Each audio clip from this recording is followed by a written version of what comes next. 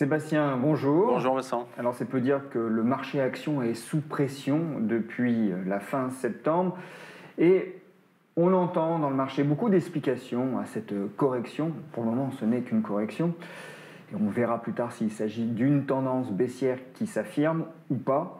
Mais donc, cette correction, elle est imputable, au dire de certains, à la guerre commerciale déclenchée par l'administration Trump, aux taux qui remontent, aux risques géopolitiques qui ne diminuent pas en Europe, tant du côté italien que du côté britannique, où la situation est encore un peu confuse et incertaine, c'est le moins qu'on puisse dire.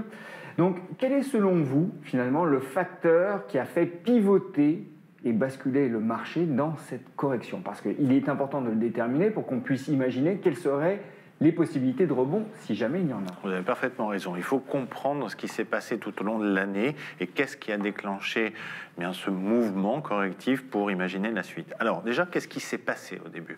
On a des marchés qui finalement ne faisaient pas grand-chose. Ils montaient, puis lorsqu'ils montaient un peu trop, ils corrigeaient, et lorsqu'ils baissaient un peu trop, eh bien, ils étaient rachetés. Une sorte d'équilibre, et à ce moment-là, finalement, on avait l'opposition tout au long de l'année 2018 de deux courants d'idées. Le premier qui achetait le marché était de dire, finalement, la croissance mondiale est toujours forte et elle va continuer d'être présente. Bref, le cycle économique va se poursuivre, aidé en cela par Trump et toutes les mesures qui dynamisent l'économie américaine. Et puis, à l'inverse, s'opposait une autre vision des choses qui était de dire non, regardez, avec la hausse des matières premières, avec la hausse des taux d'intérêt, le retour de l'inflation, les économies sont en train de se désynchroniser, le monde émergent, le monde non émergent. Les économies se désynchronisent, les taux d'intérêt nous montrent que l'inflation revient. Ce sont des marqueurs de fin de cycle économique, bien documentés notamment par un économiste bien connu, Juglar, qui nous explique que des cycles économiques souvent durent 10 ans, et aux États-Unis, eh bien c'est 2008-2018. Et jusqu'au mois de septembre, il n'y a pas de camp gagnant. Et là, on a eu finalement un camp qui l'a emporté, c'est ça? Tout à fait. Alors, est venu juste avant s'empiler tout un tas de risques que le marché ignorait. Les risques que vous avez cités, notamment politiques et géopolitiques. Géopolitique avec la guerre commerciale, mais le marché... finalement, on disait non, ça ne nous intéresse pas pour l'instant. Ce qui n'était pas vrai, puisque en définitive, le marché était déjà en train de se mettre dans une position de repli, à rapatrier les capitaux vers les États-Unis et acheter les titres les plus liquides, faisant monter quelques valeurs, et notamment le Nasdaq, au plus haut absolu. Ce qui était un mauvais signe, parce que lorsqu'on vient à vous raconter et à oublier un peu la mémoire des années 2000, que le Nasdaq est un actif qui apporte un peu de tranquillité et de sécurité. Refuge. Un actif refuge, voire presque pour certains sans risque, on savait que quelque chose était en train de se passer. Pour autant, à ce moment-là, le marché, quelque part, bascule, mais ce qui le fait définitivement retourner à la réalité, ce sont les résultats d'entreprise. Les résultats d'entreprise... Ils ont déçu. Alors, ils ont pas déçu. Tous, hein, non, pas tous. Mais en tout cas, les sanctions ont été énormes pour ceux qui ont déçu ou légèrement déçu. Au-delà, en tout cas, des sanctions et des déceptions, il faut essayer d'y trouver un message. Les entreprises vous disent, qu'elles soient aux États-Unis ou en Europe, il se passe quelque chose, véritablement. Il se passe quelque chose du côté de l'inflation des coûts. C'est le retour de l'inflation par les salaires aux États-Unis, le retour de l'inflation peut-être par les frais financiers, l'augmentation des taux d'intérêt pour l'endettement, la hausse des coûts par la guerre commerciale. Monsieur Trump a oublié qu'on ne s'enrichit pas en appauvrissant ses voisins. Ce n'est pas possible. Et donc, ça revient comme un boomerang sur les entreprises. Et donc, vous avez atteint un pic de marge. Aux États-Unis, c'est une réalité, un pic de marge, et donc les résultats de demain seront moins bons, ce que nous disent, profit warning, quelque part, les entreprises. Et quant aux entreprises européennes, elles vous disent, nous, on est un peu victimes de tout ça, et il y a quand même en Europe, peut-être les problèmes politiques que vous avez cités, Brexit, Italie et autres, il y a de l'attentisme et un ralentissement. Et là, il y a une prise de conscience, en fait, en septembre-octobre, des marchés. Ah oui, le cycle vient de passer à une autre étape, et c'est le camp des vendeurs qui l'emporte. Alors, je déduis, j'infère un peu de tout ce que vous nous expliquez, là, Sébastien, que si le cycle s'engage finalement dans une deuxième phase, qui est plutôt une phase de ralentissement, avec une érosion des marges qui commence à se manifester, puisqu'elles avaient atteint des sommets. La bourse a mangé son pain blanc. Donc est-ce qu'on n'est pas en train, d'ores et déjà, c'est un peu l'allusion que j'ai faite tout à l'heure, est-ce qu'on n'est pas en train, d'ores et déjà, de glisser dans un marché baissier? Alors, c'est trop tôt pour le dire. C'est trop tôt pour le dire parce que aujourd'hui, très clairement, les marchés actent que le cycle change et que la croissance, notamment mondiale, et c'est très bien dit par le FMI, sera moins forte l'année prochaine. Elle sera non seulement moins forte, mais elle sera plus hétérogène, plus disparate. Maintenant, attention, on ne passe pas de 3,5% de croissance dans le monde à zéro, voire négatif. On n'est pas en train de parler de récession mondiale. Hein. Donc, il faut savoir raison garder. Et pour l'instant, de ce fait, il n'y a pas d'inquiétude majeure. Autre chose, dans cette correction de court terme, aujourd'hui, vous pouvez conserver juste le mot de correction et pas plus, parce que si vous regardez bien, en un mois, les entreprises ont beaucoup baissé en bourse, les indices ont baissé, mais les taux d'intérêt à long terme, qui avaient été un petit peu quand même le déclencheur de il se passe quelque chose, n'ont pas accéléré leur hausse aux États-Unis. L'Italie qu'on citait ou la bourse anglaise, elles n'ont pas davantage plongé que leurs consoeurs françaises ou tout simplement l'Eurostoxx, par exemple. Donc, il n'y a pas de la part des investisseurs. Non, je ne veux plus d'Italie du tout. Je ne veux plus de rejet total. Et puis, finalement, au niveau de la cherté du marché, le PER, on a gommé les excès, mais on n'est pas rentré dans une prime de risque qui ferait dire non, je ne veux plus du tout d'action. Donc, à court terme, on revient à quelque chose de sensé. Peut-être on n'aurait pas dû aller aussi haut, et comme d'habitude, on monte par l'escalier, on descend par l'ascenseur, c'est un peu, donc ça fait peur.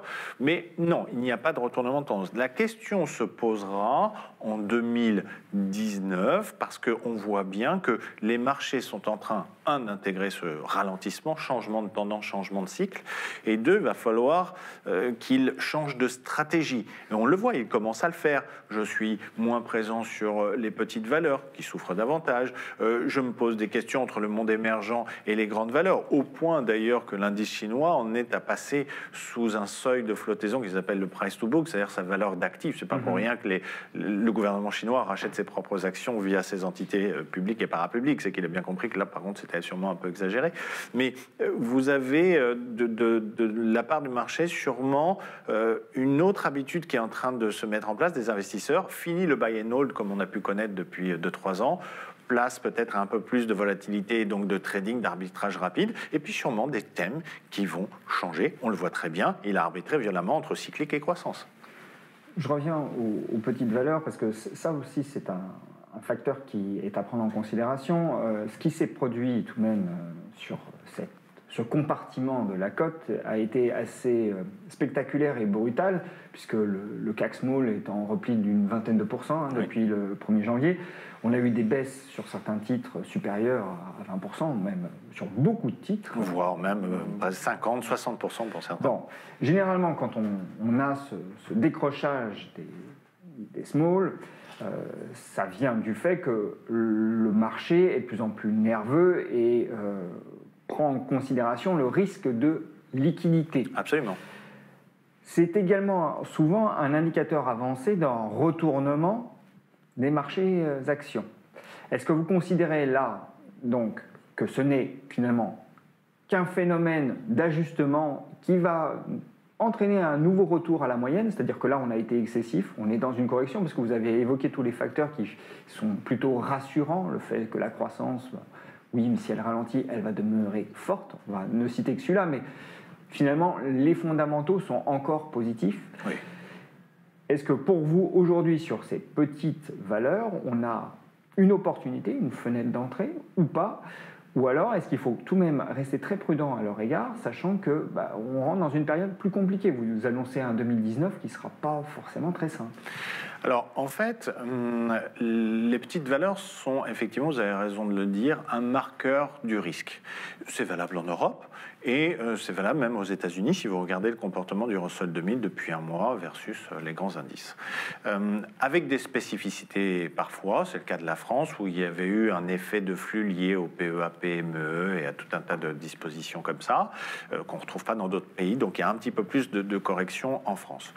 Maintenant, le message qui est envoyé, c'est le même où il vient renforcer en fait le message qui est envoyé sur les grandes valeurs entre les valeurs cycliques et les valeurs de croissance, c'est de dire que quelque chose est en train de changer. Il y a un avant et il est en train d'y avoir un après, en fait. C'est l'histoire du cycle. Donc il faut prendre la mesure de ce message qui est envoyé par le marché et qui dit finalement, c'est moins facile, l'économie va être moins facile, la finance va être moins facile, donc il faut plus manœuvrer, il faut plus de liquidités. Prime à les liquidités sur des valeurs qui avaient en plus beaucoup surperformé contre leurs consorts, les grandes valeurs. Donc oui, il ne faut pas ignorer ce message et il faut le traduire en se disant on ne peut pas ignorer les petites et moyennes valeurs dans un portefeuille parce qu'elles ont des spécificités, parce qu'elles ont des métiers purs, parce qu'elles sont présentes sur des niches, etc.